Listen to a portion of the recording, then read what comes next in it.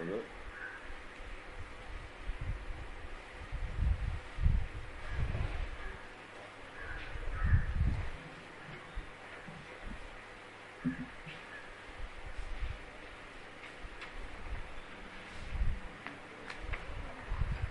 അരയാലില ചെറുപനച്ചീല ഇതാണെന്ന് തോന്നുന്നു അല്ലേ?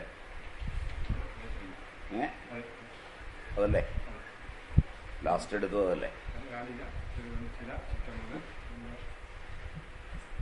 കച്ചൂരിക്കിഴങ്ങ്, ജീരകം, കടുക്, രോണി, മുത്തങ്ങ, പർപ്പടക, പുല്ലരട്ടി, മധുരം, കൊട്ടം, മുക്കാൽ കഴഞ്ച് വീതം അരച്ച് കലക്കി കാച്ചി തേക്കുക എന്നുള്ളത് വരെയാന്ന് തോന്നുന്നു അല്ലേ?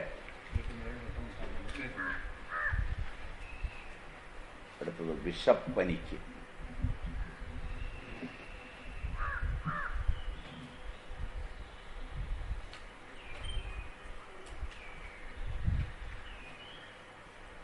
പഴയ കാലത്ത്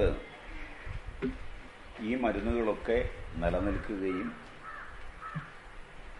ഇവ സുലഭമായി ലഭിക്കുകയും അമ്മമാർക്ക് ഇതേക്കുറിച്ച് വ്യക്തമായ ധാരണ ഉണ്ടായിരിക്കുകയും ചെയ്തിരുന്നത് കൊണ്ടാണ് കേരളം രോഗമുക്തമായിരുന്നത്. ഒരു രാജ്യം രോഗമുക്തമാകുന്നത് കുറച്ചാളുകൾ ശാസ്ത്രം പഠിച്ച് ലൈസൻസ് എടുത്ത് ജീവിക്കുമ്പോഴല്ല. എവിടെയൊക്കെയാണോ ശാസ്ത്രം കുറച്ചാളുകളുടെ ജീവിതായോധനമായി മാറുന്നത്, എവിടെയൊക്കെയാണ് ശാസ്ത്രത്തിന് രഹസ്യമുണ്ടാകുന്നത്, അത് വ്യാവസായികമാകുന്നത്, ആ രാജ്യത്ത് ഒരിക്കലും ആരോഗ്യം നിലനിൽക്കുകയില്ല.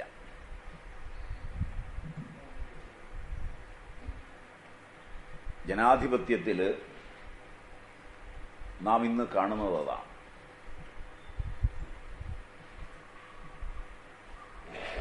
എന്തെങ്കിലും മെച്ചങ്ങള് നേരത്തെയുള്ളത് നഷ്ടപ്പെടാത്തിടത്തോളം മാത്രമായിരിക്കും.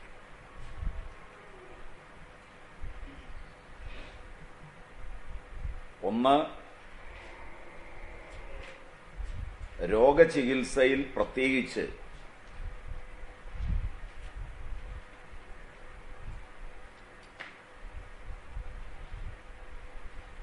മാതൃത്വത്തിനുള്ള പങ്ക് ഒരു ഡോക്ടർക്കോ പരിചയക്കാർക്കോ ഒരു രോഗിയോടുള്ള ബന്ധമല്ല ഒരമ്മയ്ക്ക് മക്കളോടുള്ള ബന്ധം. അതും ഇപ്പോൾ കുറഞ്ഞു വരികയാണ്.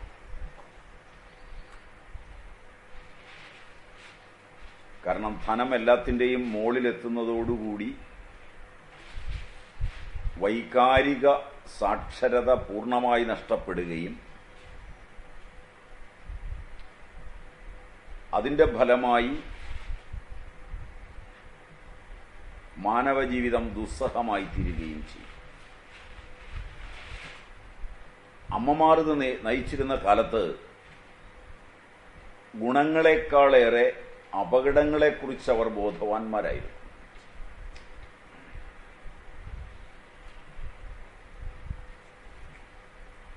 പ്രത്യേകിച്ച് ആയുർവേദം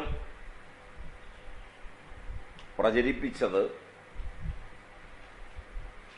അതിൻ്റെ പഥ്യാപഥ്യ വിചാരത്തോടുകൂടിയാണ്. പഥ്യാപഥ്യ വിചാരത്തില് രോഗത്തെ മാത്രമല്ല ജീവിതത്തെ ആകെ ഉൾപ്പെടുത്തുവാൻ അമ്മമാർക്ക് കഴിഞ്ഞിരുന്നു.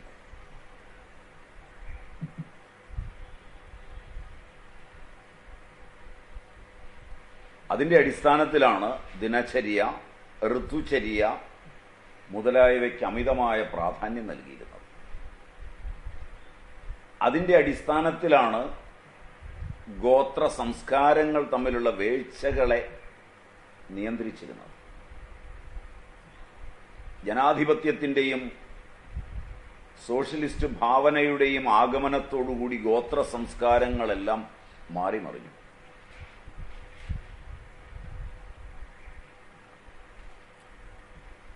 അതിൻ്റെ മെച്ചമായി ഉദ്ഘോഷിക്കുന്നത് സ്വാതന്ത്ര്യവും സമത്വവുമാണ്. അത് ആരോഗ്യരംഗത്ത് ഗുണകരമായിരുന്നുവോ പരാജയമായിരുന്നുവോ എന്ന് ഇനിയും നമ്മൾ ചിന്തിച്ചു തുടങ്ങിയിട്ടില്ല. ഓരോ ഗോത്രങ്ങളും ഇതര ഗോത്രങ്ങളോട് ഇടപെടാതിരുന്നത് ഗോത്രാന്തര ബന്ധങ്ങളിൽ ബഹുമാനം പുലർത്തുമ്പോഴും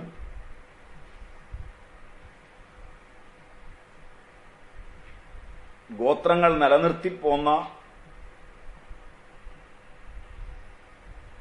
വേറിട്ട് നിൽക്കൽ, എക്സ്ക്ലൂസീവ്നെസ് വളരെ ശക്തമായിരുന്നു. അത് ആരോഗ്യത്തെ കാംക്ഷിച്ചാണ് പണ്ട് നിലനിർത്തിപ്പോന്നിരുന്നത്. പ്രാദേശികമായ ആഹാര വിഹാരാദികൾ, ഗോത്രപരമായ ആഹാര വിഹാരാദികൾ, അതിനെ അടിസ്ഥാനപ്പെടുത്തിയുള്ള ദിനചര്യകളും ഋതുചര്യകളും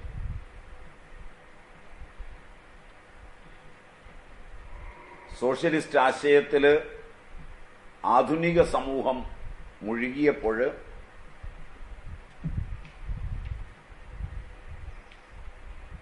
ഒന്ന്, ഈ ചര്യകളെല്ലാം നഷ്ടപ്പെട്ടു. ശുചിത്വം നമുക്ക് പൂർണ്ണമായി നഷ്ടപ്പെട്ടു. ലോകത്തിൽ ഏറ്റവും ശുചിത്വമുണ്ടായിരുന്ന ഇന്ത്യ എല്ലാ തരത്തിലുള്ള ശുചിത്വ സങ്കല്പങ്ങളെയും തകർത്ത് കളഞ്ഞു.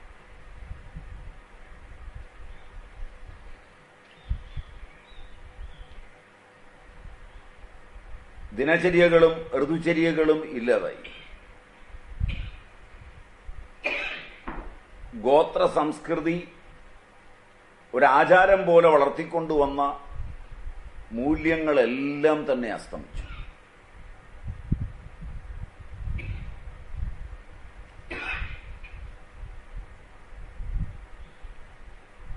ഭയം ഭാരതീയന്റെ സ്വഭാവമായി. ഭയത്തിൽ നിന്ന് മോചനം നേടുന്നതിന് എന്ന വ്യാജേന ഒട്ടേറെ ആയുധ പരിശീലനം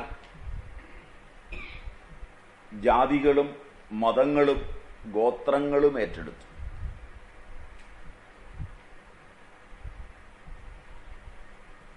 പരിപക്വമാകാത്ത മനസ്സോടുകൂടിയ ആളുകൾ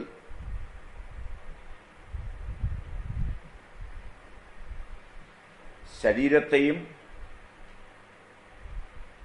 ശരീര സംരക്ഷണത്തിന് ആയുധങ്ങളെയും അവലംബിക്കുമ്പോൾ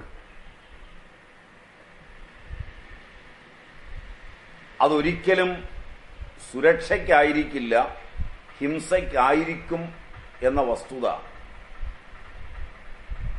പൂർവികരെ പോലെ ആധുനികർക്കറിയാൻ വയ്യാതെ പോയി. അതിന്റെ ഫലമാണ്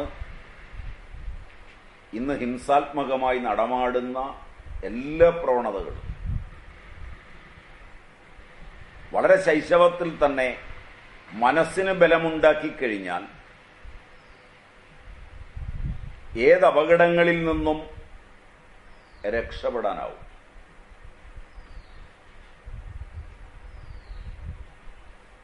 പകരം ആയുധങ്ങൾ കൊണ്ട് രക്ഷപ്പെടാൻ കഴിയും എന്ന വ്യാഖ്യാനമാണ് വരുന്നത്. അതിന്റെ ഫലമായി ഇന്ന് സ്കൂളുകളിൽ പോലും ആയോധനകല പഠിപ്പിക്കുന്നുണ്ടെന്ന് തോന്നുന്നു. റൈറ്റ്? സുരക്ഷയ്ക്കെന്ന വ്യാജേനയാണ് പഠിപ്പിക്കുന്നത്.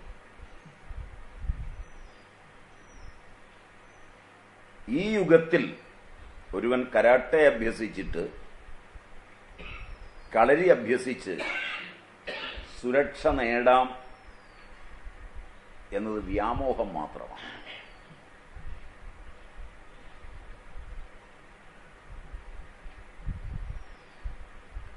കാരണം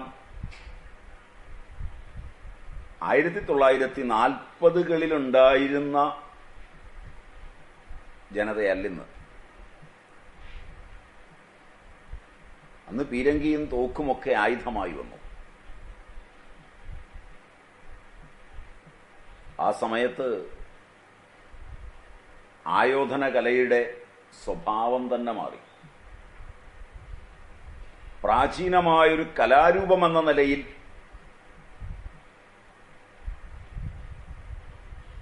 അവയൊക്കെ നിലനിർത്തുകയോ പഠിക്കുകയോ പ്രചരിപ്പിക്കുകയോ ചെയ്യുന്നത് വേറെ. മനസ്സിന് ബലമുള്ളവർ. മറിച്ച് അവ പഠിച്ചു കഴിയുമ്പോഴാണ് മനസ്സിലേക്ക് അതിൻ്റെ അടിസ്ഥാനത്തിലുള്ളൊരു അഭിമാനം വരുന്നതും അതനുസരിച്ച് ഭീഷണിപ്പെടുത്തുവാനുള്ള സ്വഭാവമുണ്ടാകുന്നതും അത് ഹിംസാത്മകമായി തീരുന്നത്. അതുകൊണ്ട് എല്ലാ ആയോധന കലകളും സുരക്ഷയ്ക്കല്ല,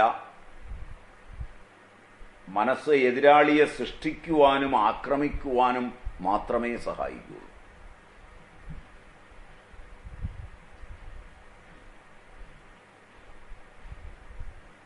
കാരണം ലോക ജനസംഖ്യയിൽ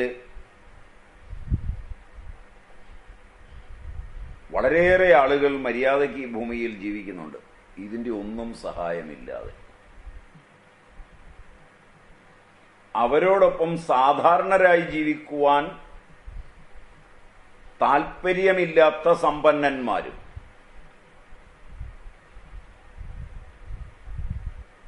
അവരോടൊപ്പം സാധാരണരായി ജീവിക്കുവാൻ കുട്ടികളെ വിടില്ല എന്ന് തീരുമാനമുള്ള ഉന്നത കുലജാതരും ഒക്കെയാണ് ഇത്തരം സങ്കല്പങ്ങളുടെ പിന്നിൽ. പലപ്പോഴും അവരെ പിൻപറ്റിയാണ് ഭരണ നേതൃത്വങ്ങളെല്ലാം ഇത്തരം പരിഷ്കാരങ്ങളും കൊണ്ടിരുന്നത്, വിദ്യാഭ്യാസത്തിലും മറ്റു രംഗത്തുമൊക്കെ.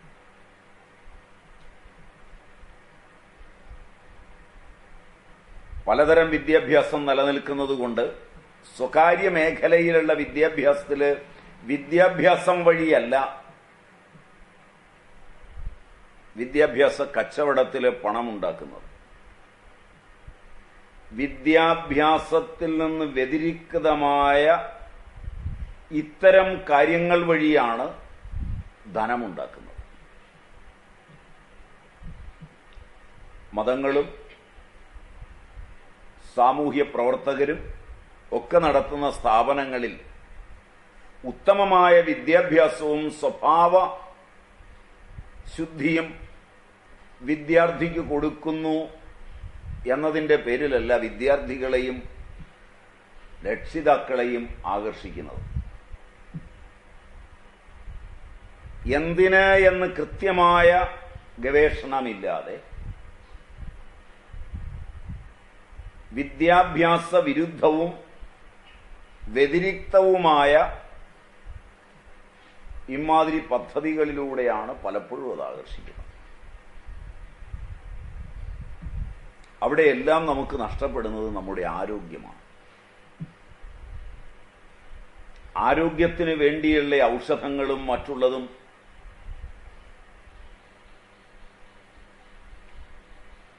രസകരമായി തുടങ്ങിയാൽ പോലും അല്പം കഴിയുമ്പോൾ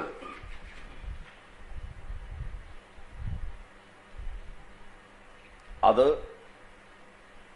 രഹസ്യമായി മാറുമെന്ന് ശ്രദ്ധിച്ചു നോക്കിയാൽ അറിയാം. നിങ്ങളിവിടെ ഇരുന്ന് എഴുതുന്നതും പഠിക്കുന്നതും പരസ്യമായിട്ടാണ്. അതിലൊരു 20% നിങ്ങളുടെ തലയിൽ വേണ്ട സമയത്ത് ഉദിക്കുകയുള്ളൂ.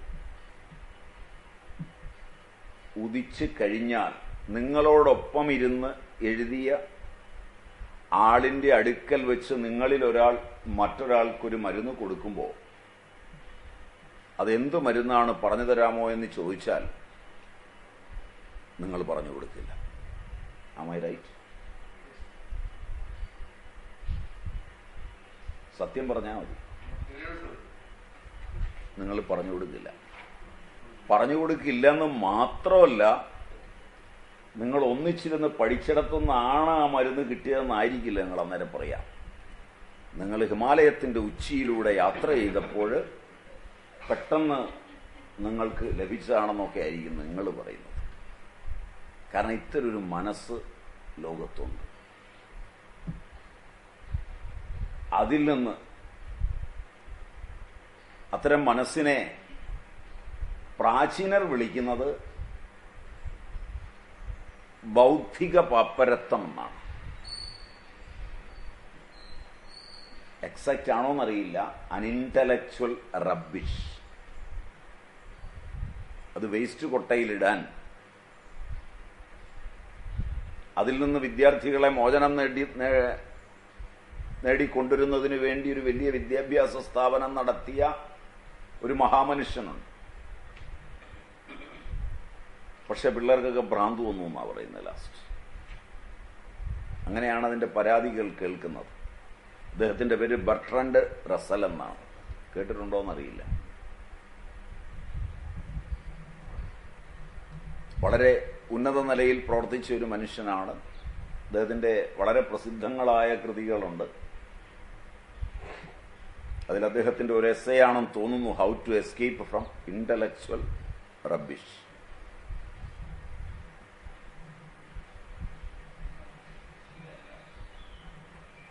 വളരെ ഇതായിട്ടുള്ളതാണ്. അപ്പോൾ മനുഷ്യനെല്ലാം ഇത്തരം പ്രവണതകളുണ്ട്. അതിന് പുറത്തേക്ക് കിടക്കാനൊന്നും അത്ര എളുപ്പമൊന്നുമല്ല.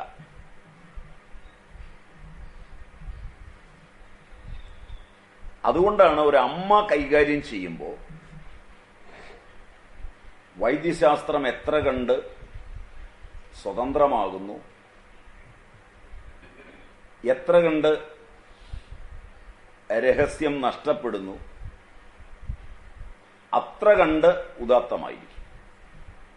ചരകനോ സുശ്രുതനോ വാഗ്ഭടനോ വംഗസേനനോ നിമിയോ ഒക്കെ കണ്ടെത്തിയ രഹസ്യങ്ങൾ, രോഗത്തിൻ്റെ പൂർവ്വരൂപം, രോഗനിർണയം, അതായത് നിദാനം, അതിൻ്റെ സംപ്രാപ്തി വിവരണം, അതിൻ്റെ ചികിത്സ, ഇവയൊക്കെ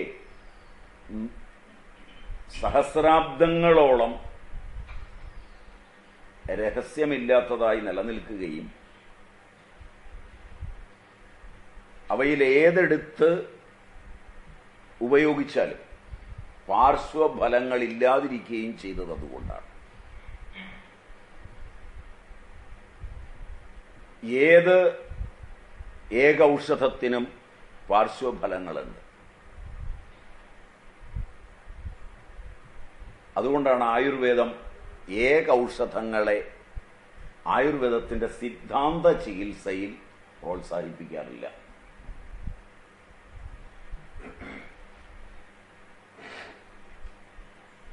ഇതര ചികിത്സാ സമ്പ്രദായങ്ങളെല്ലാം ഏകൌഷധങ്ങളെ അവലംബിച്ചാണ്. കയറിയിരുന്നാൽ നല്ലതാണ്, ആളുകൾ വരുന്നുണ്ടെന്ന്.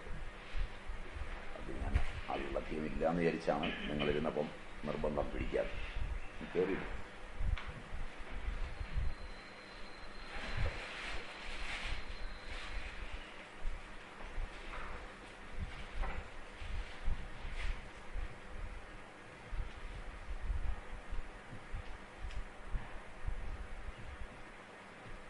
ഏകൌഷധങ്ങൾ യോഗ ഔഷധങ്ങൾ.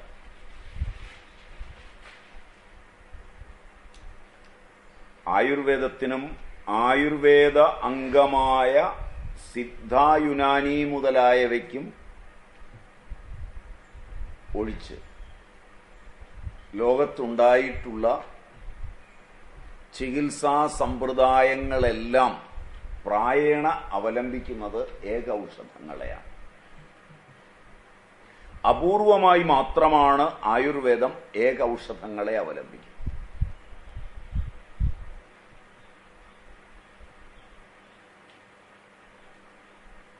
ആയുർവേദം അശാസ്ത്രീയമാണ് എന്ന് ആധുനികർ കണക്കിലെടുക്കുന്നതും അത് യോഗ ഔഷധങ്ങളെ കൈകാര്യം ചെയ്യുന്നതുകൊണ്ടാണ്. അവിടെ ആധുനികരുടെ അറിവില്ലായ്മയാണോ അതല്ല ആയുർവേദത്തിന്റെ പരിക്ഷീണതയാണോ എന്ന് പോലും ചിന്തിക്കുവാൻ നിങ്ങളുടെ ഭരണാധികാരികൾക്കോ ബുദ്ധിജീവികൾക്കോ കഴിഞ്ഞിട്ടില്ല. നിങ്ങളും പുതിയ പഠിപ്പ് കഴിഞ്ഞു വന്ന് കഴിയുമ്പോൾ കുറെ സാധനങ്ങളെല്ലാം തല്ലിക്കൂട്ടി തന്നതാണ് ആയുർവേദം എന്ന സങ്കല്പത്തിലാണ് നിൽക്കുന്നത്. ഒന്നിലധികം ഔഷധങ്ങളെ യോജിപ്പിച്ചുണ്ടാക്കുന്ന ഔഷധം. ഈ യോജിപ്പിക്കല് കണ്ടിട്ട് അതിന്റെ വീര്യവിഭാഗാദികൾ അറിയാതെ യോജിപ്പിച്ചു കൊടുത്ത് ഏതെങ്കിലും ഒരാൾക്ക് താൽക്കാലികമായൊരു രോഗം മാറി എന്നുള്ളത് കൊണ്ട് നിങ്ങൾ കണ്ടുപിടിച്ചു എന്ന് അഭിമാനിക്കരുത്.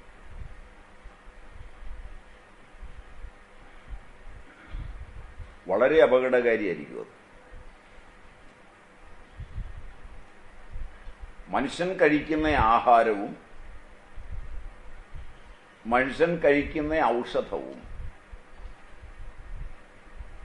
ലക്ഷണങ്ങളെ ചികിത്സിക്കുവാനുള്ളതല്ല.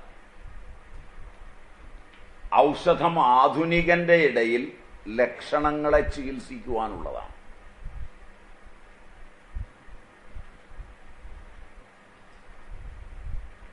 അതിൽ നമ്മൾ തൃപ്തരുമാണ്. നമ്മൾ തൃപ്തരാകുന്നതിന്റെ കാരണം നമ്മുടെ അറിവ് പാർശ്വവൽക്കരിക്കപ്പെട്ടിരിക്കുന്നത് കൊണ്ടാണ്.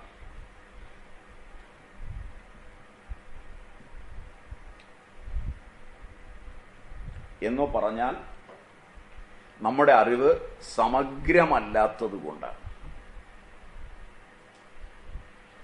സമഗ്രമായ ഒരു അറിവുണ്ട് എങ്കിൽ മാത്രമാണ് ഒരുവന് തന്നിലെ ആനുവംശിക അംശത്തെ കൂടി കണക്കിലെടുക്കാൻ കഴിയുക. ആനുവംശിക അംശങ്ങളെക്കുറിച്ചൊക്കെയുള്ള പഠനം ആധുനികമാണെന്നാണ് വൈപ്പ്. അത് അങ്ങനെ തന്നെ ഇരിക്കട്ടെ. ജീൻ മുതലായവയെക്കുറിച്ചുള്ള പഠനമൊക്കെ ആധുനികമാണ്.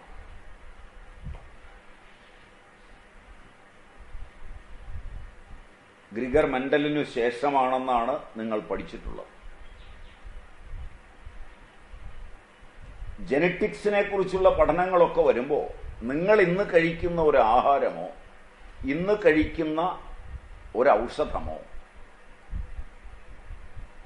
നിങ്ങളുടെ കുട്ടിയിൽ എന്ത് പ്രശ്നങ്ങൾ ഉണ്ടാക്കും?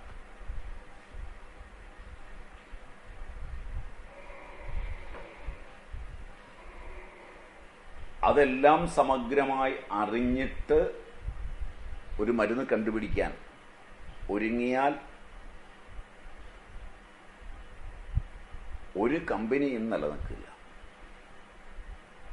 ഒരു പിശഗ്വരനും പ്രാക്ടീസ് ചെയ്യാനാവില്ല.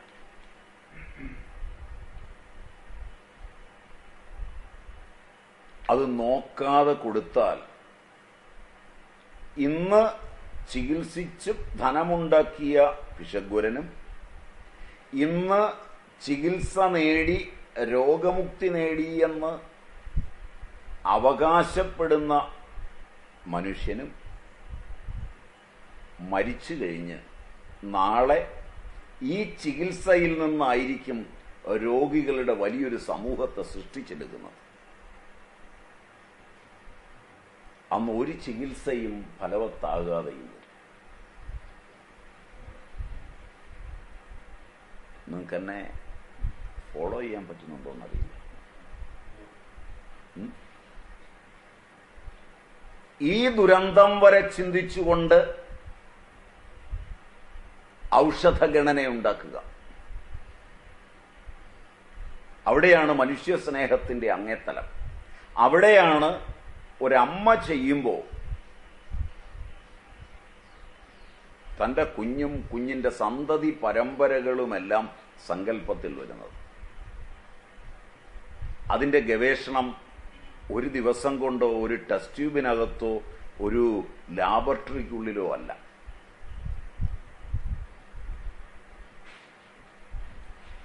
കാലം കൊണ്ടാണ്.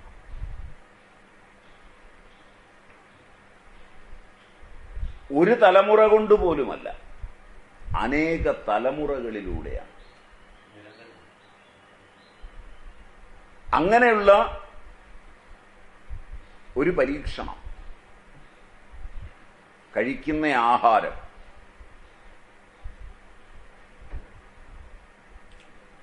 ഇന്ന് നിങ്ങളൊരു ആഹാരം കഴിച്ചാൽ നിങ്ങൾ തന്നെ ഓർത്തിരിക്കുന്നില്ല എന്തെപ്പോൾ കഴിച്ചു, എങ്ങനെ കഴിച്ചു. കാരണം അത്രയേറെ അനന്തമാണ് ഇന്ന് ഈ വ്യവസായം.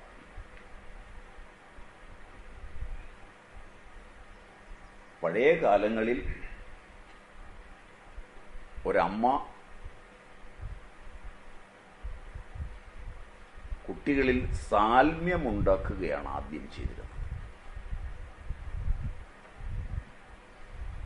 ആരോഗ്യത്തിലെ ഏറ്റവും ഉദാത്തമായ ശബ്ദങ്ങളിൽ ഒന്നായിരുന്നു സാൽമ്യം. പ്രവരസാൽമ്യം, മധ്യമസാൽമ്യം, അവരസാൽമ്യം.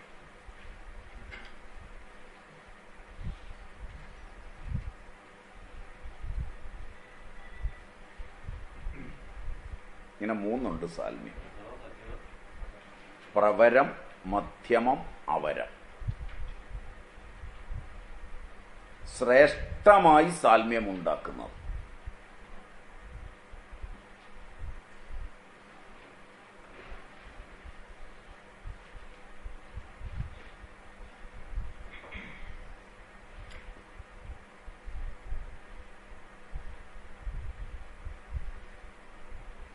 അതിലേറ്റവും എളുപ്പത്തിൽ എല്ലാവർക്കും മനസ്സിലാകുന്ന ലളിതമായൊരു അറിവിലേക്ക് ആരോഗ്യ ശാസ്ത്രത്തെയും ആഹാരത്തെയും ഔഷധത്തെയും എങ്ങനെയാണ് സന്നിവേശിപ്പിക്കാൻ കഴിയുക?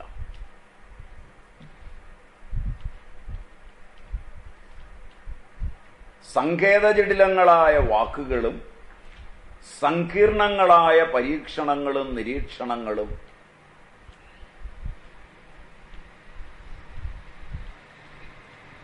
സാധാരണക്കാരന്റെ നിലയിലേക്ക് എത്തുകയില്ല. ജീവിതത്തിനോടുന്നവന് നിത്യജീവിതത്തോട് ഇടപഴകി മനസ്സിലാകുന്നതല്ല ശാസ്ത്രമെങ്കിൽ ആ ശാസ്ത്രം നിത്യജീവിതത്തിന് അപ്രായോഗികമാണ്. അത്തരം സന്ദർഭത്തിൽ അവൻ സാങ്കേതിക വിദഗ്ധന്മാരെ സമീപിക്കുന്നു എങ്കിൽ ലോകത്ത് ചൂഷണവും കച്ചവടവും സങ്കീർണമായി നിലനിൽക്കുമെന്നായിരുന്നു പ്രാചീനന്റെ വാദം. അതിന്നും ശരിയാണെങ്കിൽ നമുക്ക് നോക്കാം.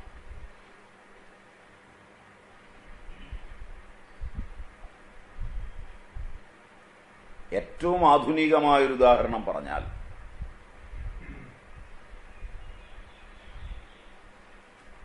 ഒരു ബീജവും അണ്ഡവും മറ്റൊരു സ്ത്രീയുടെ ഗർഭാശയത്തിൽ സൂക്ഷിച്ചൊരു കുട്ടി ഉണ്ടാവാൻ 10 പൈസയുടെ ചെലവില്ല. കാരണം ഭാര്യയ്ക്ക് തൃപ്തിയാണ്, ഭാര്യയിൽ അണ്ടമില്ല, വേറൊരു സ്ത്രീയുടെ അണ്ടം മതി എങ്കിൽ സ്നേഹത്തിൽ പറഞ്ഞ് തമ്മിൽ റിലേറ്റഡ് ആയാൽ കുട്ടി ജനിക്കും.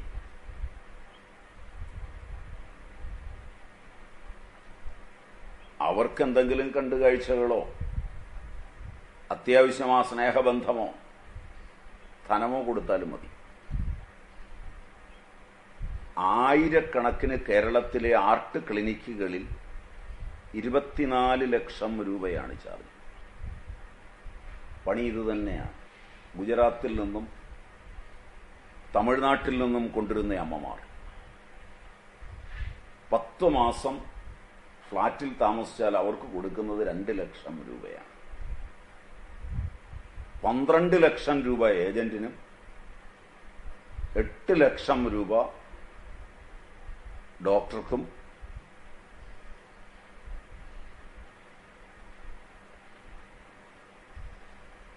2 ലക്ഷം രൂപ ഹോസ്പിറ്റൽ, ടെക്നിക്കൽ അസിസ്റ്റൻസ്. ഇങ്ങനെയാണെന്ന് തോന്നുന്നു ഇപ്പോഴത്തെ കണക്ക്.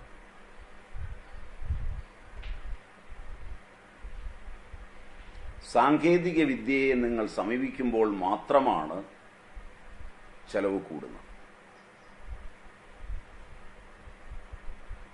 ഞാൻ ഉദാഹരണത്തിന് പറഞ്ഞതാണ്. സാങ്കേതിക വിദ്യയെ സമീപിക്കുമ്പോഴുണ്ടാകുന്ന എല്ലാ ഉദാഹരണവും നോക്കാം. ജനാധിപത്യത്തിന്റെ വളർച്ചയിൽ നിങ്ങളുടെ പഞ്ചായത്തുകൾ, മുനിസിപ്പാലിറ്റികൾ, സ്റ്റേറ്റ് തുടങ്ങിയവയൊക്കെ രൂപാന്തരപ്പെടുത്തി എടുത്തിരിക്കുന്നത് സാങ്കേതിക വിദ്യയോടുള്ള അടങ്ങാത്ത മമതയാണ്.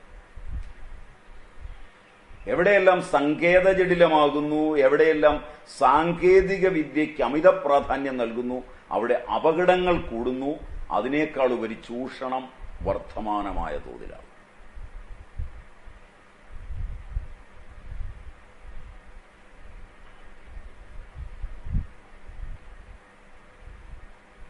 വിദ്യ കൊണ്ടെന്ന വ്യാജേന വിദ്യാഭ്യാസമുള്ളവനെ ചൂഷണം ചെയ്യാൻ പാകത്തിന് രൂപപ്പെടുത്തിയെടുക്കുന്ന സാങ്കേതികത്വം, ഇത് ആരോഗ്യശാസ്ത്ര രംഗത്ത്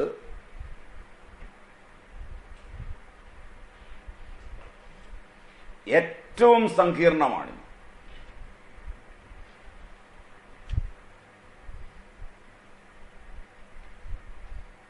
അവിടെയാണ് ആയുർവേദം തലമുറകളോളം ആരോഗ്യം നിലനിർത്തുന്നതിന് വേണ്ടി സാൽമ്യം എന്ന മഹത്തായ ഒരു ആശയത്തെ രൂപപ്പെടുത്തിയെടുത്തത്. അതിൽ പ്രവരസാൽമ്യം വരുത്തുക,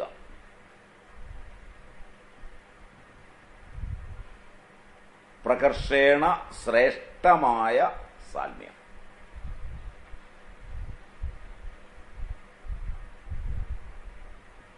കുട്ടിക്കാലം മുതൽ ആഹാരം കൊടുക്കുമ്പോൾ അപ്പൊ എളുപ്പത്തിൽ ആളുകൾക്ക് മനസ്സിലാകുക ആരോഗ്യത്തിന് എന്താ വേണ്ടേ.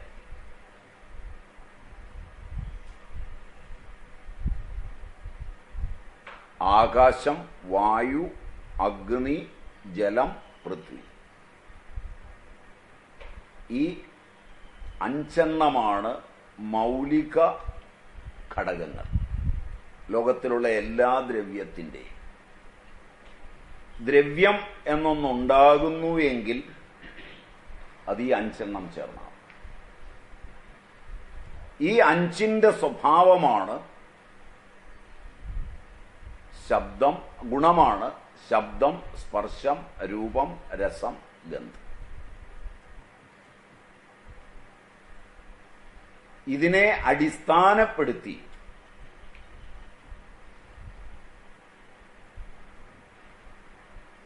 ഇവയുടെ രസങ്ങൾ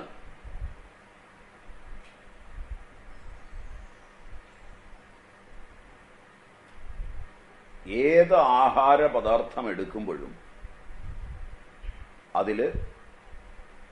അതിനൊരു രസമുണ്ട്. ആരോഗ്യശാസ്ത്രത്തില് രസം ഏറ്റവും പ്രധാനമാകുന്നത് അവിടെയാണ്. ഷഡ്രസങ്ങൾ.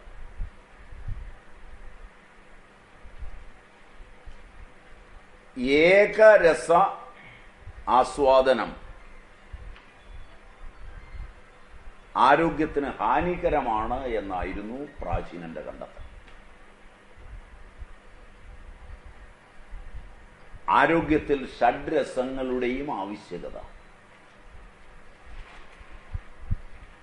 അതിലേറ്റവും ഊർജദായക വസ്തുവായ മധുരത്തിന്റെ ആവശ്യകത. ഷഡ്രസം മധുരപ്രായം.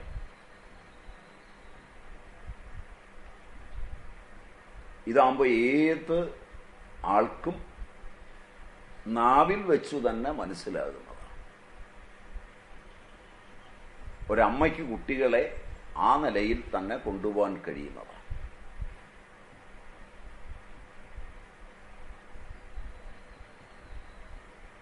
രസത്തെ അതിന്റെ പെർമ്യൂട്ടേഷൻ കോമ്പിനേഷൻ അനുസരിച്ച് ചരകവും മറ്റും വളരെ വിസ്തൃതമായി പഠനം നടത്തിയിട്ടുണ്ട്. അപരിസംഖ്യേയം രസങ്ങളുണ്ട്, പല പ്രപ്പോർഷനിലെടുത്ത്.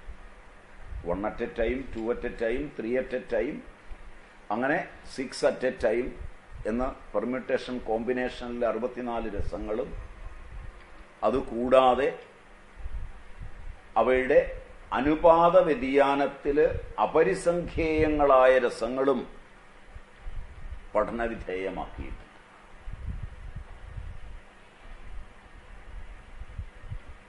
അതിന്റെ അടിസ്ഥാനത്തിൽ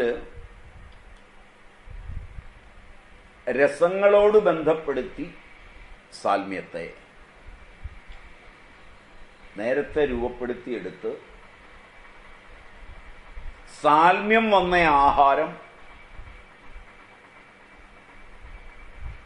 തനിക്ക് മാത്രമല്ല തൻ്റെ അടുത്ത തലമുറയിലേക്ക് പോലും ആരോഗ്യം പകർന്നു നൽകാൻ കഴിയുമെന്ന് പഠിപ്പിക്കുക.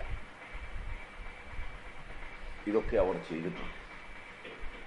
അതിനനുഗുണങ്ങളായ യോഗ ഔഷധങ്ങൾ, ആഹാരം തന്നെ അങ്ങനെ ഔഷധങ്ങളാവുമ്പോൾ അതിനനുസരിച്ചുള്ള യോഗങ്ങൾ, ഏകൌഷധങ്ങളുടെ പാർശ്വഫലങ്ങളെ മാറ്റിക്കൊണ്ടുള്ള യോഗ ഔഷധങ്ങൾ.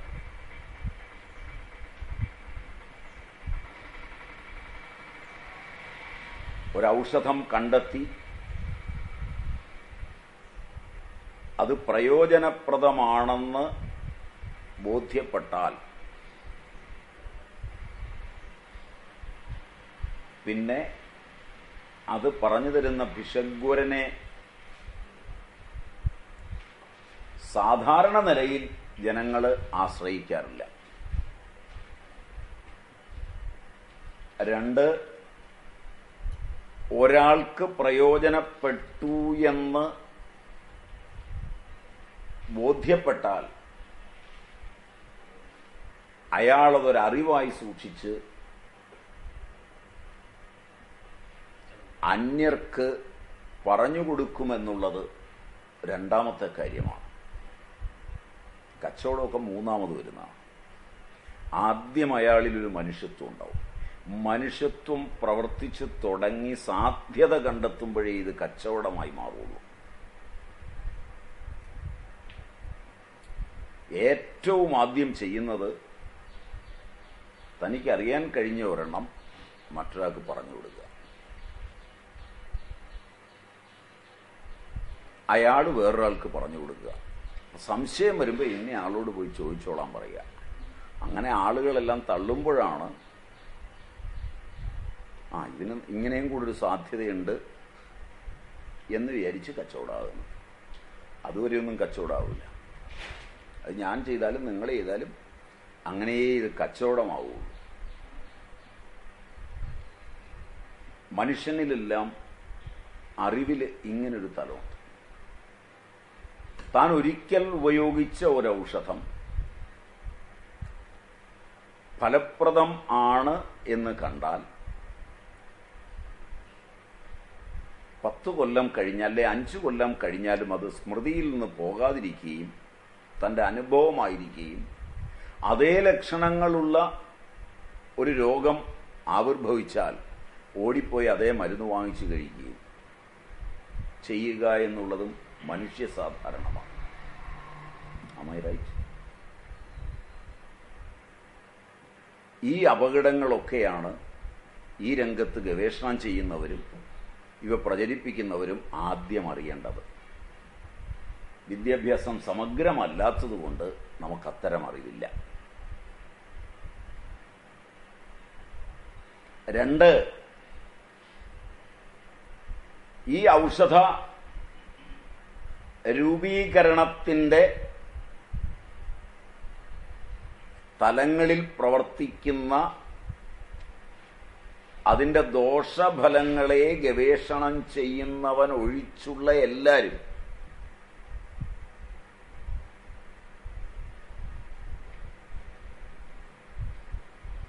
അത് ഉപയോഗിക്കുന്നത് പൂർണ്ണാജ്ഞതയിലുമായിരിക്കും.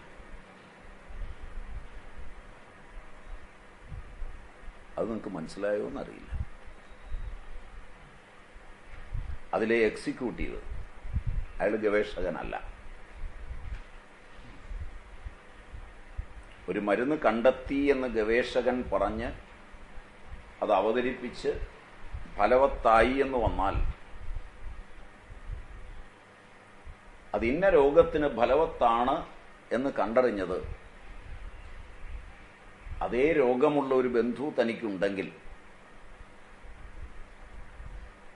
അതിൻ്റെ പാർശ്വഫലങ്ങളെയോ മറ്റുള്ളതിനെയോ ഒന്നും ചിന്തിക്കാതെ ആദ്യം ആ മരുന്നെടുത്ത് കൊടുക്കുകയായിരിക്കും ചെയ്യുന്നത്.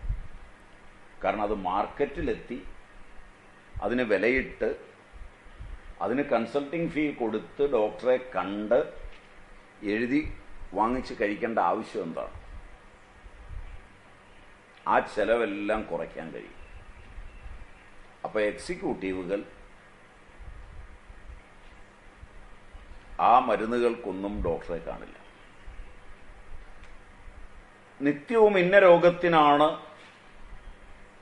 ഈ മരുന്ന് കൊടുക്കുന്നത് എന്ന് കൃത്യമായി അറിയുന്ന ഏതെങ്കിലും റെപ്പ് ഡോക്ടറെ കണ്ട് എഴുതുമോ? കാരണം റെപ്പ് തന്നെയാണ് ഡോക്ടർക്ക് പറഞ്ഞു കൊടുക്കുന്നത്. അയൽക്കോ പരിചയക്കാർക്കോ ആവശ്യം വന്ന പിടി, ഇതിന് കാശൊന്നും മുടക്കേണ്ട, സാമ്പിളല്ലേ ഉള്ളത്, പിടിച്ചു. സാമ്പിളാകുമ്പോൾ കൃത്യമായി മാത്ര അനുസരിച്ചുണ്ടാക്കിയതാണ്. മറ്റതിൽ ഇത്രയും കൃത്യത പറയാൻ ചിലപ്പോൾ പറ്റില്ല. അതാ പിടിച്ചു. ഇങ്ങനൊരു സാധ്യതയുണ്ടോ? അതോ ഞാൻ കള്ളം പറയുകയാണോ? ഒരു മെഡിക്കൽ ഷോപ്പുകാരൻ, അയാൾ എല്ലാ തവണയും ഓരോ ഡോക്ടറുടെയും പാറ്റേൺ അനുസരിച്ച് മരുന്നെടുത്ത് കൊടുക്കുന്ന ആളാണ്. അയാളുടെ വീട്ടിലൊരാൾക്ക് പനി വന്നാൽ മറ്റു കാര്യങ്ങളൊക്കെ വന്നാൽ അയാൾ അതിൽ നിന്ന് 2 എണ്ണം എടുത്തുകൊണ്ട് കൊടുക്കുകയല്ലാതെ ഉടനെ തന്നെ ഡോക്ടറെ കാണാൻ പോവുമോ?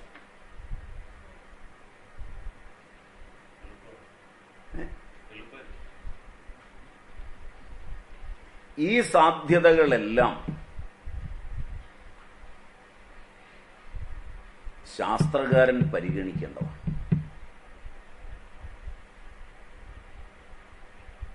ജനങ്ങൾ അറിഞ്ഞും അറിയാതെയും തങ്ങളുടെ അനുഭവങ്ങളെ ഉപയോഗിക്കുന്നത് കൊണ്ട് പാർശ്വഫലങ്ങളില്ലാതെ എങ്ങനെ ഔഷധങ്ങൾ ജനോപകാരപ്രദമാക്കാം, അതിൽ നിന്ന് കച്ചവടത്തെ എങ്ങനെ മോചിപ്പിക്കാം എന്ന് ചിന്തിച്ചു എന്നുള്ളതാണ് ആധുനികന്റെ മുമ്പിൽ ആയുർവേദത്തിന്റെ പരാജയങ്ങളിലൊന്ന്. മനസ്സിലായോ എന്നറിയില്ല. കാരണം ആധുനികന് മനുഷ്യത്വമാണ് ഏറ്റവും വലിയ പരാജയം.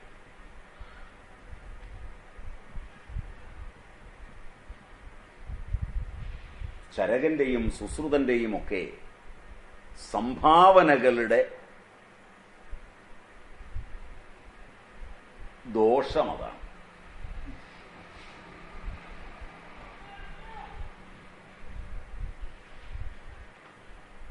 ഏറ്റവും ലളിതമായി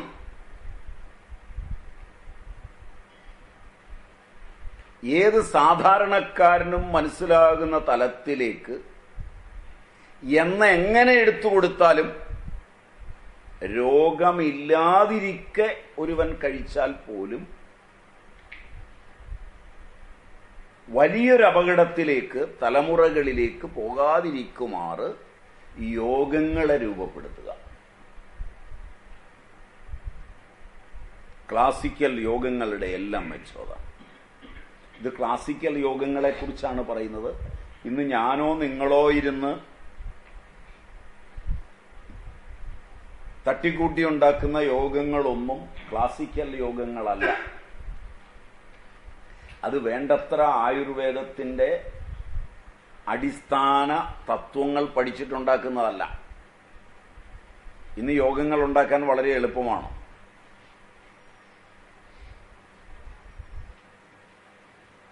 കുറുന്തോട്ടി വേര് എഴുതി, ബല അതിൻ്റെ സംസ്കൃത നാമം, പിന്നെ അതിൻ്റെ ബൊട്ടാണിക്കൽ നെയിം, പിന്നെ അത് സഹസ്രയോഗം, ചരകം, സുശ്രുതം തുടങ്ങി ഗവൺമെന്റ് അംഗീകരിച്ചിരിക്കുന്ന ചില ഗ്രന്ഥങ്ങളുണ്ട്. അവയിൽ ഏതെങ്കിലും ഒരു ഔഷധക്കൂട്ടിൽ അത് ഉപയോഗിച്ചിട്ടുണ്ടെങ്കിൽ അതിൻ്റെ പേര്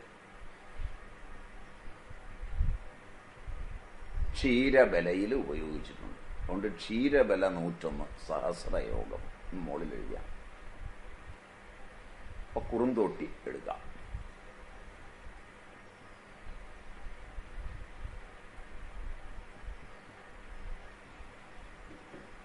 അടുത്തത് കുറുന്തോട്ടി വേര്, ചിറ്റമൃത്, അതിൻ്റെയും ഈ പേരുകളൊക്കെ എഴുതി വാശാഗുളൂച്യാദി കഷായത്തിലുണ്ട്. സഹസ്രയോഗം എഴുതി. ഇങ്ങനൊരു 10 മരുന്ന് വലതുവശത്ത് ഇങ്ങനെ എഴുതി അങ്ങ് കൊടുത്താൽ ഈ മരുന്നുണ്ടാക്കാനുള്ള ലൈസൻസ് കിട്ടും. പക്ഷെ ഈ കൂട്ട് അപകടം ഒഴിവാക്കിയാണോ അല്ലയോ എന്നൊന്നും അന്വേഷിക്കുന്ന പ്രശ്നമില്ല. ഇത്തരം പുതിയ കൂട്ടുകൾ ഇഷ്ടം പോലെ മാർക്കറ്റിൽ വരികയും പോവുകയും ചെയ്യുന്നുണ്ട്. അതിൻ്റെ അപകടത്തെക്കുറിച്ച് രോഗിയോ വൈദ്യനോ ഗവൺമെന്റോ ചിന്തിക്കുന്നു പോലുമില്ല. ആധുനിക വൈദ്യശാസ്ത്രത്തിൽ ഇത് ഗിനിപ്പന്നി, വെള്ളലി ഒക്കെയാണ്. അവയിലൊക്കെ പരീക്ഷിക്കുമ്പോഴും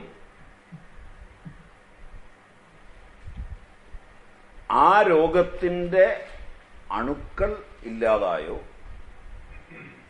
ആ രോഗലക്ഷണങ്ങൾ പോയോ എന്നൊക്കെയാണ് രേഖപ്പെടുത്തുന്നത്.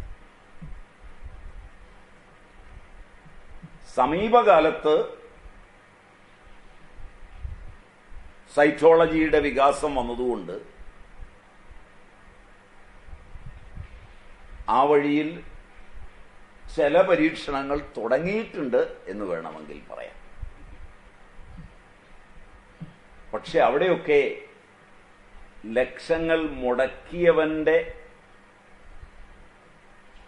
വേദന അംഗീകരിച്ചേ പറ്റൂ.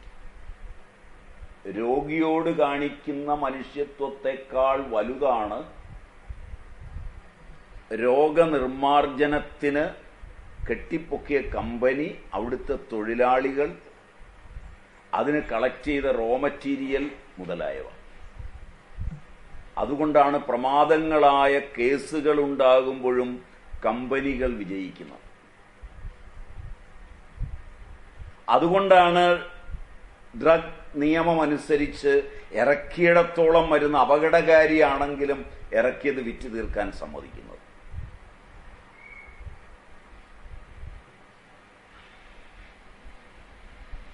ഇതൊക്കെ നിങ്ങൾക്ക് മനസ്സിലാവുമോ എന്നറിയില്ല.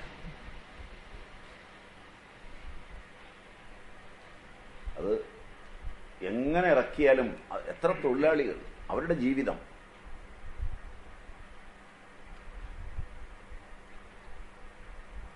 വ്യാവസായിക പുരോഗതിയുടെ ആവശ്യകത, ഇതെല്ലാം വരും. ഇങ്ങനൊന്ന് എത്ര നൂറ്റാണ്ട് കഴിഞ്ഞാലും സംഭവിക്കരുതെന്ന് ചരകനും മറ്റും ചിന്തിച്ചിട്ടുണ്ട്.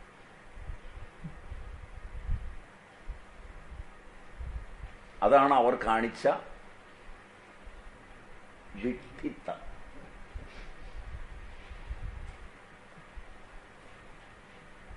ആ പദമാണ് അതിന് നല്ലതെന്നാണ് എനിക്ക് തോന്നുന്നത്. കുറഞ്ഞ പക്ഷം നിങ്ങൾക്ക് മനസ്സിലാകാനെങ്കിൽ.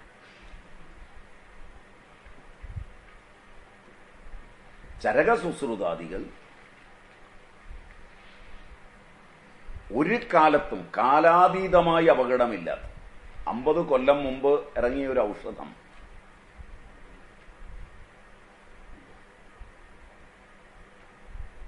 ഇപ്പം കമ്പനി നിർത്തിയതുകൊണ്ടാണ്. എന്നാൽ പോലും ചില ആളുകൾ അതെവിടെയെങ്കിലും കിട്ടുമോ എന്ന് അന്വേഷിച്ച് നടക്കുന്നുണ്ടാവും. അന്ന് എൻ്റെ അസുഖം മാറിയതാണ്. അതിൻ്റെ ഫലമായിട്ട് ഇപ്പം വേറെ 2 അസുഖമുണ്ട്. എന്നാലും കുഴപ്പമില്ല. പക്ഷെ അതൊരു ഡോസ് കിട്ടിയാൽ എളുപ്പമുണ്ടാകുമായിരുന്നു.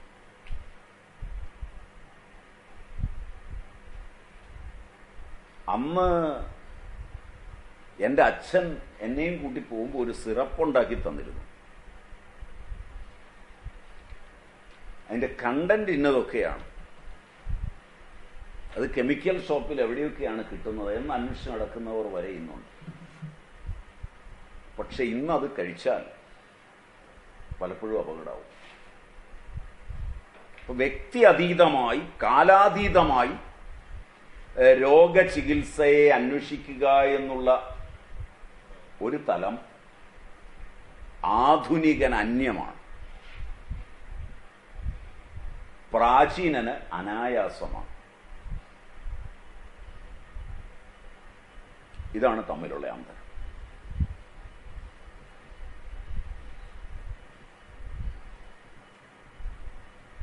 അവിടെയാണ് യോഗ ഔഷധങ്ങളെ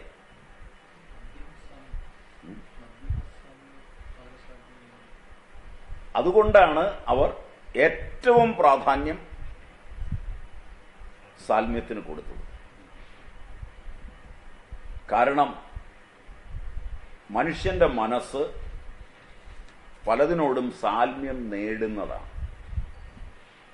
ആ സാൽമ്യം ശ്രേഷ്ഠമായി നേടേണ്ടതാണ്. ശ്രേഷ്ഠ വസ്തുക്കളിലല്ല സാൽമ്യം നേടുന്നതെങ്കിൽ വലിയ അപകടങ്ങളുണ്ടാകും.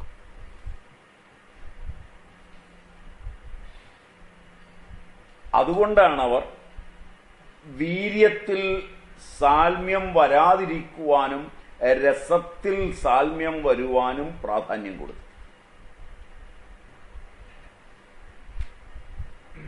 ഭക്ഷണം രസസാൽമ്യമായും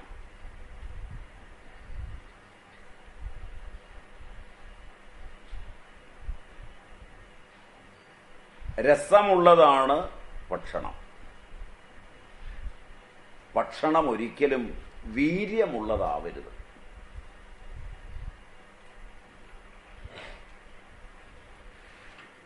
ഔഷധങ്ങൾ ക്ഷിപ്രസാധ്യങ്ങളാകേണ്ടവ ആയതുകൊണ്ട് അവ വീര്യമുള്ളവയാണ്.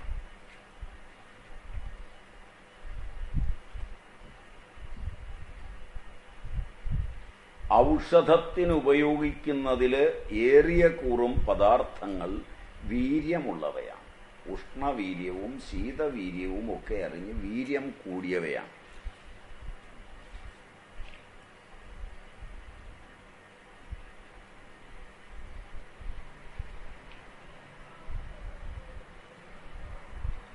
നിത്യഭക്ഷണത്തിന് ഉപയോഗിച്ചിരുന്ന ഒരു 50 കൊല്ലത്തിനപ്പുറം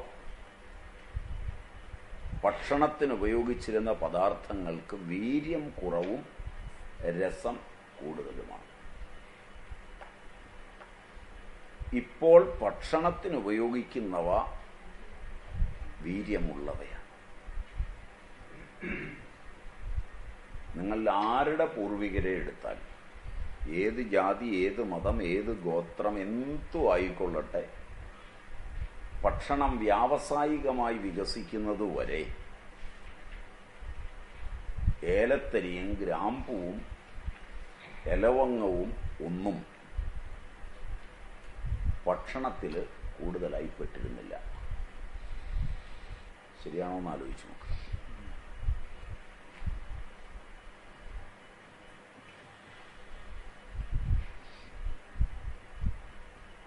പൊടിക്കമ്പനികൾ വരുന്നതുവരെ വീട്ടിൽ മുളക് എണ്ണിയാണ് അരച്ചിരുന്നത്.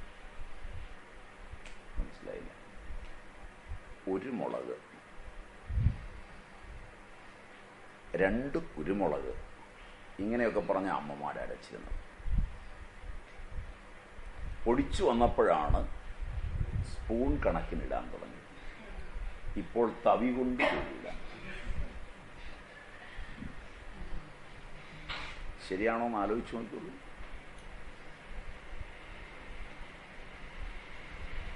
അത് വളരെ അപകടകരമായൊരു നിലയുണ്ട് ചിന്തിച്ചാൽ. പലപ്പോഴും നമ്മൾ നേരത്തെ പറഞ്ഞിട്ടുണ്ടെന്നോ എനിക്ക് തോന്നുന്നത്, സീസണിൽ വാങ്ങുന്ന മുളകും സീസൺ അല്ലാത്തപ്പോൾ വാങ്ങുന്ന മുളകും എരിവിൽ വ്യത്യാസമാണ്. സീസണിൽ വാങ്ങുന്നത് നേരിട്ട് വരുന്നതാണ്, അല്ലാത്തപ്പോൾ വരുന്നത് ഫ്രീസറിൽ വെച്ചിട്ട് വരുന്നതാണ്. ഫ്രീസറിൽ വെച്ചിട്ട് വരുമ്പോൾ അതിന് എരിവുണ്ടാവില്ല. അപ്പം ആ സമയത്ത് എത്ര തവി പൊടിയിട്ടോ അത്രയും തവി സീസണിലും ഇടും. പിന്നെ അത് ശീലമായാൽ അൺസീസൺ ആകുമ്പോൾ ആ തവി തികയാതെ വരും. അങ്ങനെയാണ് ഈ പലപ്പോഴും ഇത് കൂടി പോകുന്നത്. അത് പലപ്പോഴും അപകടകരമാവും. പച്ചമുളകും മറ്റും മേടിച്ചു കൊണ്ടുവരുമ്പോൾ ആദ്യത്തെ ദിവസം അരയ്ക്കുമ്പോൾ എരിവുണ്ടാവും, പിന്നെ ഫ്രിഡ്ജിലേക്ക് വെച്ചിട്ട് എടുക്കുമ്പോൾ എരിവുണ്ടാവില്ല. അപ്പം 2 എണ്ണം കൂട്ടും. മനസ്സിലായില്ല? അതിൻ്റെ രാസപരമായ അംശങ്ങൾക്ക് മാറ്റമില്ല, നാവിലുള്ള എരിവിന് മാത്രമാണ് മാറ്റം.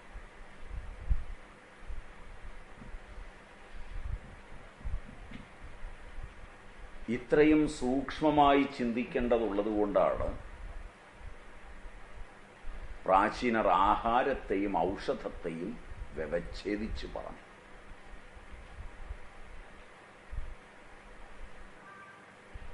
അതില് ഉത്തമ സാൽമ്യം വരുത്തി ആഹാരം കഴിക്കുമ്പോൾ ആരോഗ്യം ദരിദ്രന്റെയും ധനവാന്റെയും ആവശ്യമാണ്. ദരിദ്രന് ദരിദ്രനായിരുന്നു കൊണ്ട് അഭിമാനം നഷ്ടപ്പെടാതെ ആരോഗ്യം നിലനിർത്താൻ കഴിയുമോ ഇല്ലയോ?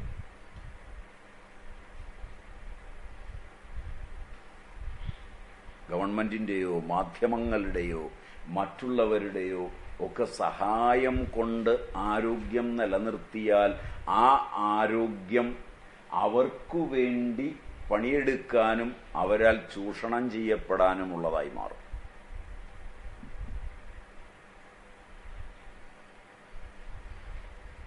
അവിടെയാണ് പഴയ അമ്മമാർക്ക് ഒരു നാരങ്ങാക്കറിയോ ഒരു മാങ്ങാക്കറിയോ കൊണ്ട് ഒരു കുട്ടിക്ക് ആവശ്യമായ ചോറ് ഒരു കാലത്തും വില കൂടാത്ത ഒരു പദാർത്ഥമാണ് അരിയും ഗോതമ്പും. മനസ്സിലായില്ല? 50-ലെ സിഗരറ്റിന്റെ വിലയും ഇപ്പോഴത്തെ സിഗരറ്റിന്റെ വിലയും, 50-ലെ ഫോൺ മുതലായ ഉപകരണങ്ങളുടെ വിലയും ഇപ്പോഴത്തെ വിലയും, 50-ലെ ഉഴുന്ന് പയറ് മുതലായവയുടെ വിലയും ഇപ്പോഴത്തെ വിലയും. മനസ്സിലായില്ല?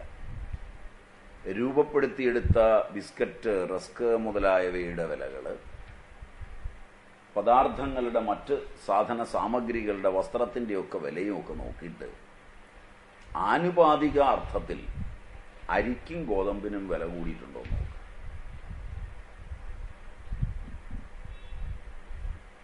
തറവിലയൊക്കെ നിശ്ചയിച്ചാണ് പലപ്പോഴും ഇതിൻ്റെ വിലയൊക്കെ നിലനിർത്തുന്നത്.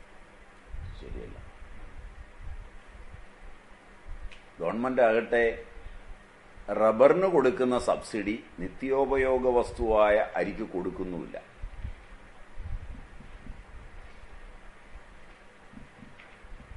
കർഷകരെ പ്രോത്സാഹിപ്പിച്ച് നാട് മുഴുവൻ അരിയും ഗോതമ്പും ഒക്കെ വർദ്ധിപ്പിച്ച് സ്വയം പര്യാപ്തത നേടാനല്ല ഗവൺമെന്റ് ശ്രമിക്കുന്നത്. വളരെ വില കുറഞ്ഞു കിട്ടുന്ന റബ്ബർ ഉണ്ടായിരിക്കെ നാട്ടിലെ മണ്ണിനെ മുഴുവൻ കളയുകയും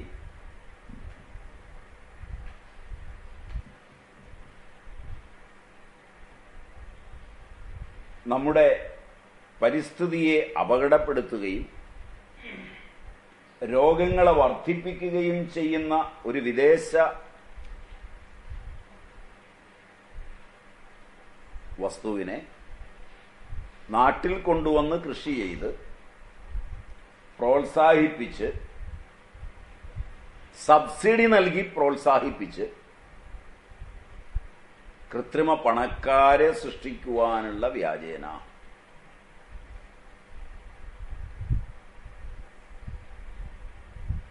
പോകുന്നു എന്നുള്ളതാണ് പ്രത്യേകത. അവിടെയെല്ലാം രസത്തിലെ മധുരം, അതിന് വേണ്ടുന്നതായ അരി, ഗോതമ്പ് മുതലായവ വലിയ വിലയുള്ളതല്ല. ആരോഗ്യത്തിന് 3 നേരവും ചോറ് കഴിച്ചാലും മതി, കഞ്ഞി കുടിച്ചാലും മതി. പഴയ ആളുകളൊക്കെ അങ്ങനെയാണ് ജീവിച്ചത്. രാവിലെ കഞ്ഞി, ഉച്ചയ്ക്ക് ചോറ്, വൈകുന്നേരം കഞ്ഞി. അതിനൊരു അല്പം എരിവ് വേണം, അതിനൊരു മുളക് പൊട്ടിക്കും അവർ. അല്പം ഉപ്പ് വേണം, ഉപ്പ് ചേർക്കും. ഒരു കഷ്ണം പുളിയെടുത്ത് പൊട്ടിക്കും.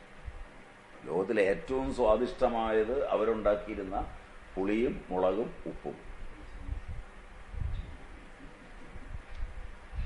ഇനി അതിന് ചവർപ്പും കയ്പും വേണമല്ലോ. ഒരു കഷ്ണം പാവയ്ക്കയോ അതും അല്ലെങ്കിൽ ഒരു കണ്ണിമാങ്ങയോ ഒക്കെ ആയാൽ അതുമായി. നാരങ്ങയാകുമ്പോൾ ഇതെല്ലാം കൂടെ ഒന്നിച്ചുമായി. മനസ്സിലായില്ല? ഒരു നാരങ്ങയുടെ പുറത്തെ തോടിന് കയ്പുണ്ട്, മനസ്സിലായില്ല. അകത്തെ തോടിന് ചവർപ്പുണ്ട്, അതിനുള്ളിലെ അല്ലിക്ക് പുളിയുണ്ട്, മനസ്സിലായില്ല. ചേർക്കുന്ന ഉപ്പിന് ഉപ്പുണ്ട്, മുളക് ചേർത്തതുകൊണ്ട് എരിവുണ്ട്, ചോറിന് മധുരമുണ്ട്. ചേർത്ത് കഴിച്ചാൽ വേറെ ഒന്നും ആവശ്യമില്ല. സാൽമ്യം വന്നാൽ, ശീലമായാൽ പുറത്തുപോയി അവനൊന്നും കഴിക്കില്ല.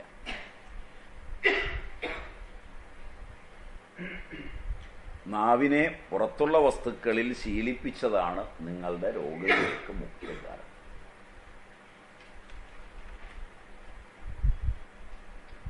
അതിലേറ്റവും ശ്രേഷ്ഠമായ സാൽമ്യം വരുത്തുന്ന വിധമായിരുന്നു അവർ ചെയ്തത്. അതിന് പറ്റിയില്ലെങ്കിൽ മധ്യമതലത്തിലെങ്കിലും സാൽമ്യം കൊണ്ടുപോകണമായി. ഇന്നുള്ളത് അവരെ സാൽമ്യമാണ്. ഇഷ്ടം അല്ലാത്തതെന്ന് പറഞ്ഞാൽ ഹിതമല്ലാത്തതെല്ലാം കഴിക്കുക. ഹിതമല്ലാത്തതിനോട് പ്രിയമുണ്ടാവുക. കുട്ടിക്കാലത്ത് പനി വന്നു, പൊടിയരിക്കഞ്ഞിയും പപ്പടം ചുട്ടതും കൊടുത്ത് ശീലമാക്കി. അപ്പോൾ പ്രായമാകുമ്പോഴും പനി വന്നാൽ വല്ലാതെ തിന്നണം തോന്നുകയില്ല. പചനം നടക്കാത്ത പനി വരുമ്പോൾ ഉഴുന്നോടെയൊക്കെ വാങ്ങിച്ചു തിന്നുക.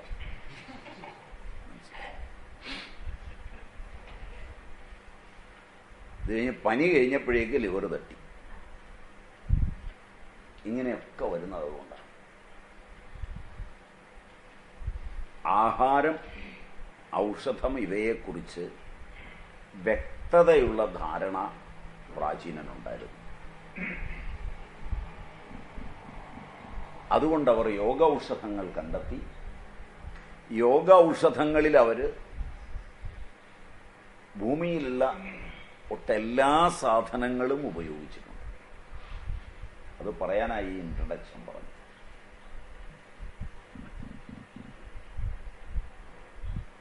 നമ്മൾ അത്ഭുതപ്പെടുന്നതൊക്കെ ഉപയോഗിച്ചിട്ടുണ്ട്. അന്ന് ഉപയോഗിച്ചപ്പോഴതൊക്കെ തെറ്റാണ്. പൂച്ചക്കാട്ടം, പുലിക്കാട്ടം, ഇതൊക്കെ ഔഷധമായി ഉപയോഗിക്കുക. പുരോഗമന ചിന്താഗതിക്കാർക്ക് വലിയ അന്ധവിശ്വാസമെന്ന് പറയാൻ ചാൻസ് ഉണ്ടായതും അതുകൊണ്ടാണ്. ആയുർവേദ പുസ്തകങ്ങൾ എടുത്ത് പഠിക്കുമ്പോൾ കട്ടിലുമൂട്ടയെയും തലമുടിയെയും മണ്ണിനെയും ഒക്കെ ഔഷധമായി ഉപയോഗിക്കുന്നു. എന്തൊരു പ്രാകൃതമാണ്, മനസ്സിലായില്ല. ഇതാണ് ഒച്ചപ്പാട്. നീഗ്രോയുടെയും സായിപ്പിന്റെയും മലം ഫൈബർ കൂടുതലാണ്, അതുകൊണ്ട് ലോകത്ത് ആവശ്യമായ ഫൈബർ ഈ മലത്തിലുണ്ട്, ഇത് കളയേണ്ടതില്ല എന്ന് പറഞ്ഞ് കമ്പനി കളക്ട് ചെയ്ത് ഫൈബർ വേർതിരിച്ച് ഫുഡായി മാർക്കറ്റിലേക്ക് എത്തിക്കഴിഞ്ഞു. അത് നിങ്ങൾ അറിഞ്ഞില്ല എന്ന് തോന്നുന്നു. എത്തിക്കഴിഞ്ഞു. നിങ്ങളൊക്കെ മേടിച്ച് അടിക്കുന്ന സാധനങ്ങളിൽ പലതും അതാ. നല്ല സ്വാദുവാ. ഇന്ത്യയിലെ പൂച്ചയുടെയോ പട്ടിയുടെയോ ആണെങ്കിൽ അന്ധവിശ്വാസമായി, മറ്റതാകുമ്പോൾ ശാസ്ത്രവുമായി. ഇത്രയേ ഉള്ളൂ നിങ്ങളുടെ ശാസ്ത്രത്തിനുള്ള വ്യത്യാസം. നിങ്ങളാരും അറിഞ്ഞില്ല.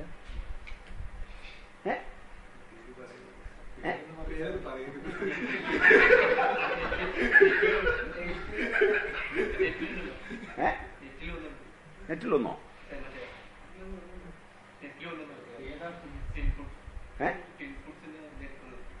അല്ല, ഇത് ഫൈബർ കൂടുതലാണെന്ന് പറഞ്ഞ് വലിയൊരു സ്റ്റഡിയും അതിനനുസരിച്ചൊരു കമ്പനി സാധനം ഇറക്കി കഴിഞ്ഞു.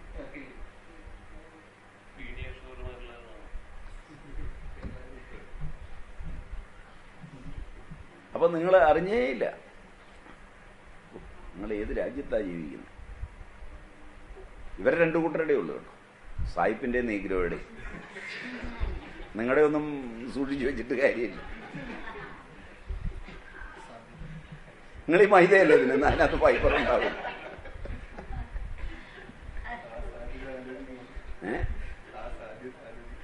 അല്ല, സൂക്ഷിച്ചു വെച്ചാൽ കാശുണ്ടാവുമല്ലോ, അതൊന്നും നോക്കണ്ട.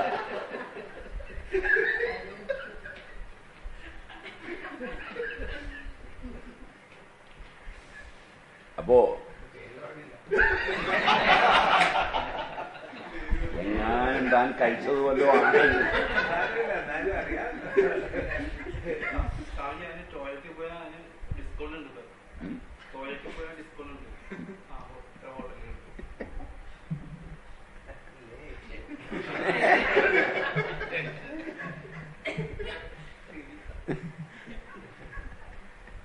സാധ്യതയുണ്ട്. അപ്പോ പ്രാചീനർ ഔഷധത്തിന് ഉപയോഗിച്ച വസ്തുക്കൾ, എല്ലാ വസ്തുക്കളും അവർ ഉപയോഗിച്ചു. അതുകൊണ്ടാണ് ഞാൻ ഈ ഇൻട്രഡക്ഷൻ പറഞ്ഞത് തന്നെ.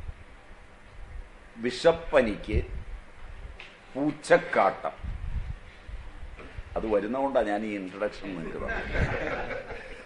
അല്ലെങ്കിൽ നിങ്ങളത് എഴുതുമ്പോൾ ഒരു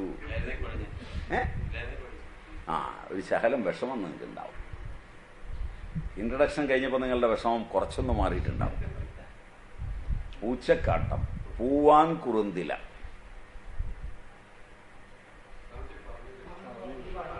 പറഞ്ഞതാണല്ലേ. നല്ല പശുവിൻ നെയ്യിൽ പുകയ്ക്കുക, കുരുമുളക് ചേർത്തും പുകയ്ക്കാം.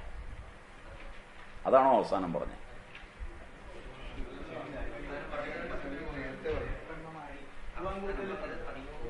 പറഞ്ഞ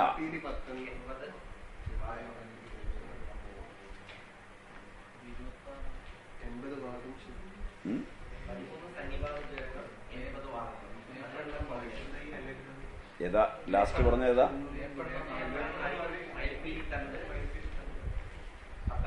വേപ്പെണ്ണ.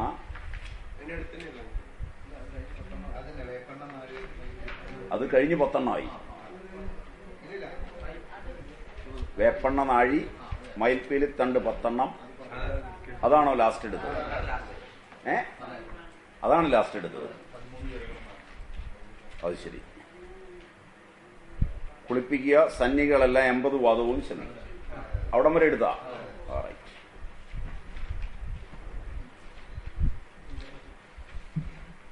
അപ്പൊ അടുത്തത് അടുത്ത നമ്പർ നിങ്ങൾ പലതരത്തിലായിരിക്കും നമ്പർ ഇട്ടത്. കണ്ണിവെറ്റില ഞെട്ട്.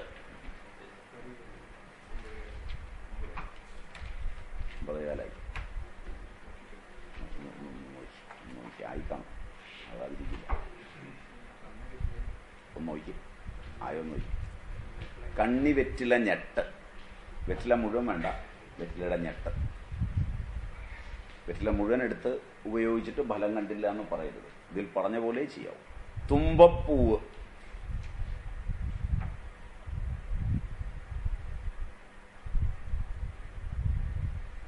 ആടലോടകത്തില,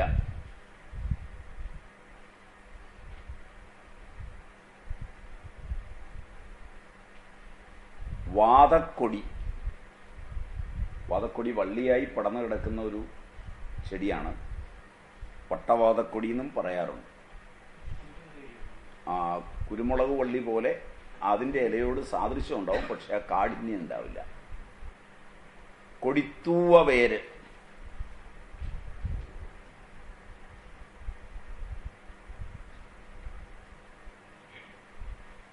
വിഷ്ണുക്രാന്തി,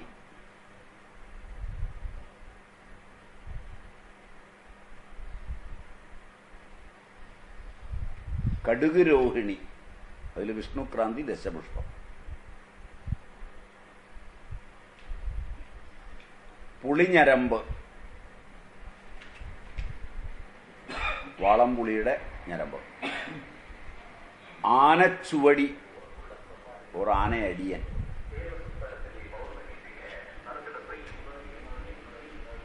കരിനൊച്ചിയില,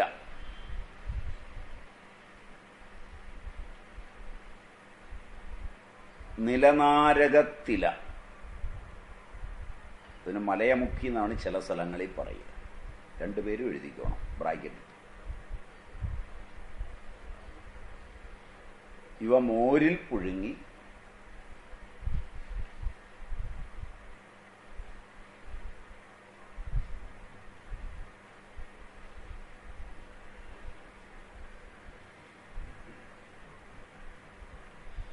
അത് വയമ്പ്, ഉള്ളി,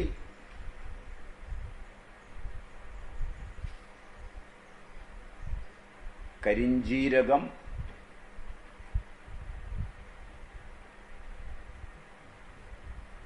കിരിയാത്ത്,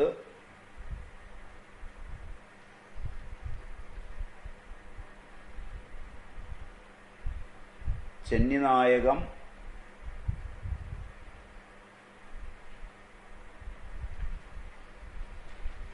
ഇവയരച്ച്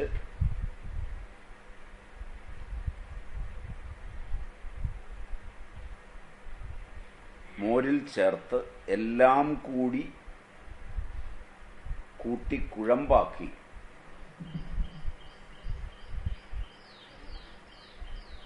എല്ലാം കൂടെ യോജിപ്പിക്കണം. മോരിൽ ചേർത്ത് എല്ലാം കൂടെ യോജിപ്പിച്ച് കുഴമ്പാക്കി സർവാംഗം തേക്കുക. സന്നിപാത ജ്വരം മാറും.